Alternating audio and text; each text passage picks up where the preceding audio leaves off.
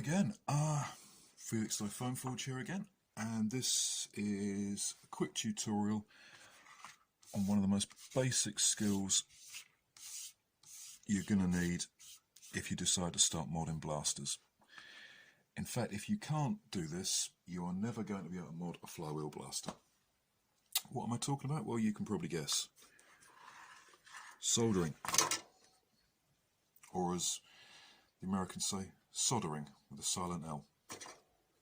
Say that over in England, you're going to get some funny looks because the word sod means something completely different. What are you going to need for soldering? You are going to need a soldering iron. It doesn't have to cost the earth. It doesn't have to have bells and whistles on. First one I got was £10 from a company called Maplin's, who were then actually in receivership. And when I tried to use that cheap soldering iron, I realised why they were in receivership. It was useless. It didn't conduct heat well. It took ages to heat up, and when it did conduct heat, it lost it all to what it was trying to do. It was hopeless. This I got off eBay for £15. It's got an adjustable temperature control. It's got an on and off switch. It's got a little place for a sponge to clean your iron, and a little tub of tip cleaner, which is really, really useful. Nice fine tip. It's a good iron. It was cheap. It's done about 30 blasters. Excellent. What else do you need? Oh, the next essential is obviously solder. This is cord, and it's lead free. Lead free solder is a lot cheaper than leaded solder. It melts at a higher temperature, around about 183 degrees Celsius, or see, what does it say down there? 316 degrees Fahrenheit. No. Yeah, well, so I stand corrected. Yeah, this melts at 217 centigrade, 422 Fahrenheit. Leaded melts at 183 or 316 Fahrenheit.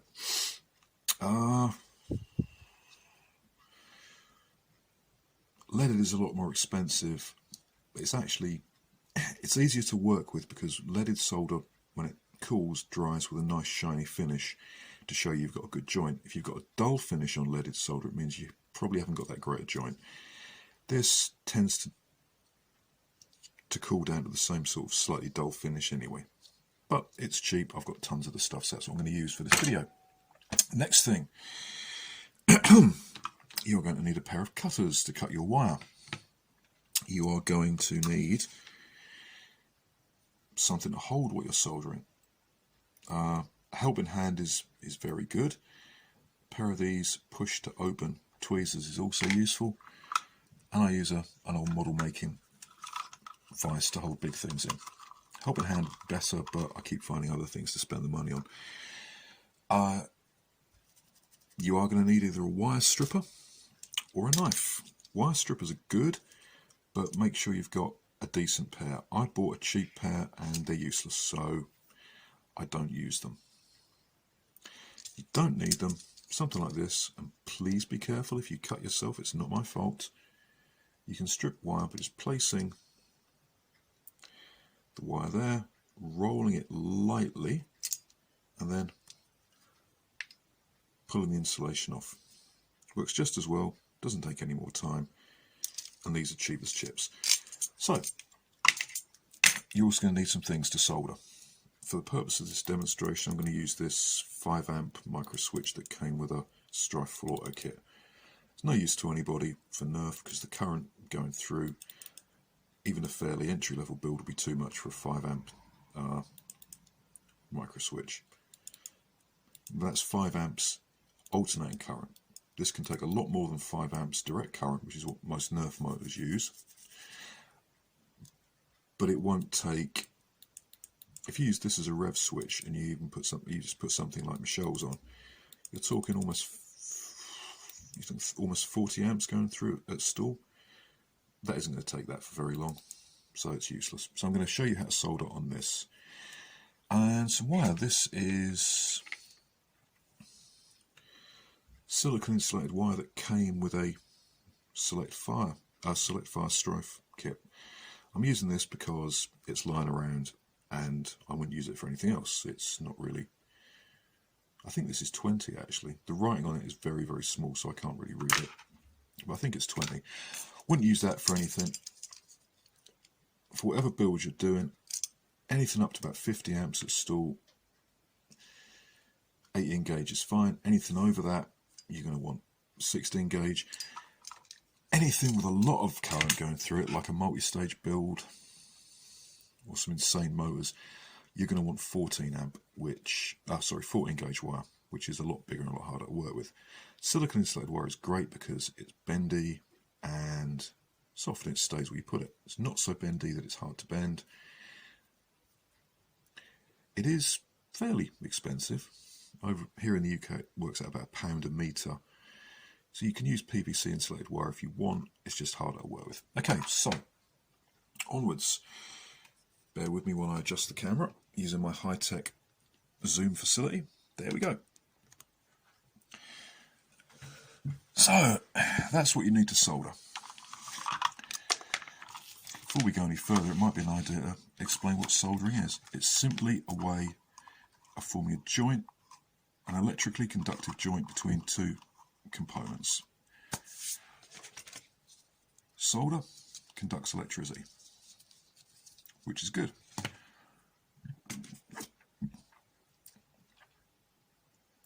You are going to learn to make two types of joint.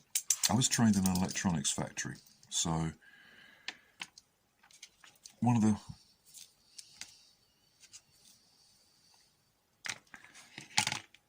both ends. One of the conditions of actually getting a job there was that you passed a 2-week training course in which they taught you how to solder. If you couldn't solder properly, they didn't give you the job. And what they said was there are two types of solder joint. There's the physical joint, where actually you can't. Can you see that? Yeah, I'm using a green switch instead. Yeah, I'm going to use a green micro switch for that because it's easier to see. It'll show up better. Get rid of that. That's better. That's better. Common, normally open, normally closed, just in case anyone's wondering. Doesn't matter. If you get these techniques sorted out, you can solder anything. So, physical joint is where you put the lead of one component through a hole in another component. And I was told that and this was in a factory making electricity meters and other such things, none of which were going to come under any kind of physical stress, you know. But they said if it's a hole, use it, it's stronger. So, certain basic principles apply to both the two techniques. The first technique is the physical joint. You take your soldering iron, you take your solder, and you tin the tip. Tinning is a process of just melting some solder onto another surface. Then, what you do, and you'll notice here that I'm using the side of the soldering iron, not the tip. A mistake people often make when they're starting out is they put a lot of solder on the iron and then they try to spread it over the components. It doesn't work. You might get them to stick together, but it won't last very long under stress, and it's not secure and it's not a good conductor because the components aren't hot enough. What you want to do is put the tip in contact with both components and let them heat up. Then what you do is you apply the solder to the components. There you go. You see, those components are now hot enough to melt the solder. Which means they got up, as this is lead free, they got up to 217 Celsius, which is twice the boiling point of water. And you see there's a nice blob of solder. You see what I said about lead free, not dry, particularly shiny. There you go, that's a joint. That is not coming off. I could possibly... No, that isn't coming off. That is not coming off at all. I'm pushing quite hard and I'm quite a strong bloke. No, that's solid. Yeah, I like those joints. They do not come apart. You would actually have to melt the solder and then pull hard to get that off. And if one of your switches or other components is getting up to twice the boiling temperature of water, you've got a problem. And a joint coming apart is the least of your worries. So that's the first technique, physical joint. Put the lead through the hole, heat up the components with the edge of your soldering iron and solder the components. Hopefully that's clear enough. The other joint, and we used this for surface mount components, those were little tiny components. Say this is a circuit board and this is a tiny resistor. What you do is you tin the circuit board, you put them together and you heat them up and the solder flows. It's called tin and sweat by my instructor. Well, that's the correct technical term, I don't know, but that's what he called it. If there's a hole, use it. There are holes in motor tabs, use those. There are holes in switches, use those. But you're going to have to learn how to splice wires together. That's the second technique. So rather than show you, I don't know. Yeah, you might have a big 21 amp switch without a hole in. I'll show you on the switch, and then I'll show you again on some wires. Same principle. Tin your iron, heat the component. Now when this gets hot enough, the solder will just melt onto it like that. That's now tinned. Next step is to tin the wire. Same thing. Always clean your iron in between uses. Tin. Side the iron against the component. Let it heat up. There we go. Tin.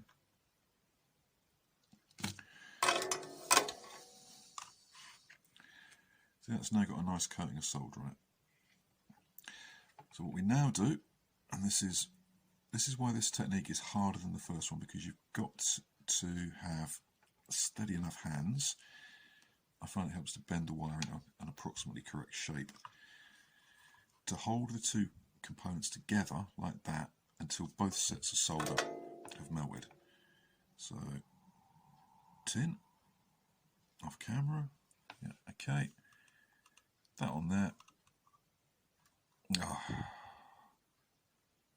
That was a terrible job. That was a terrible job because I often forget that you hold these tweezers are push to open, not push to close. So we'll try again.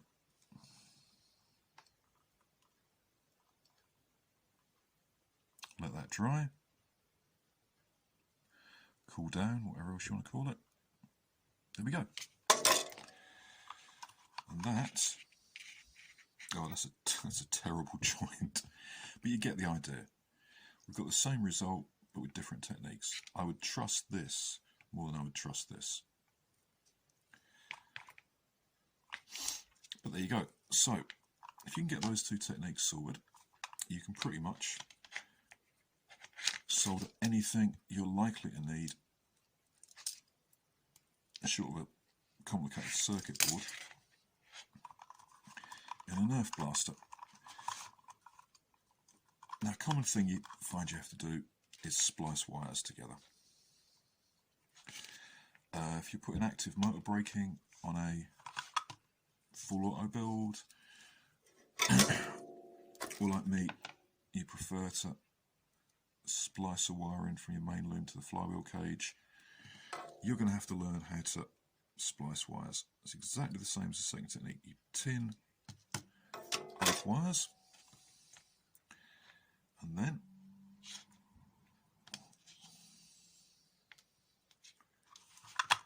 same thing. Hold them together,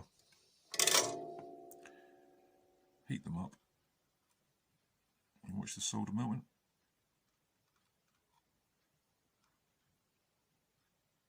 Let it set.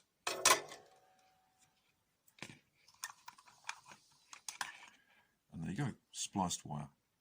Doesn't matter whether you're going onto the inside or, tin, sweat. If you can do that, you can pretty much solder anything with a bit of practice. Okay, I might want to reuse these wires at some point. There we go. Hopefully that's been helpful. Please feel free to leave comments in the comments section. If you like, please feel free to subscribe. I've only got to collect another 985 subscribers, and I can start getting ads. I'm only in this for the money. There you go. That's how you solder. You get a soldering iron, you get some solder, you get some cheap components and some wire, and you practice until you've got it nailed down, and then you do something simple to start with, like a strife. Very, very hard to go wrong with a strife. Okay, thanks for watching. I've been Ian from Felix Foam Forge. This has been a tutorial on how to solder. Hope it helps, and talk to you soon. Thank you very much.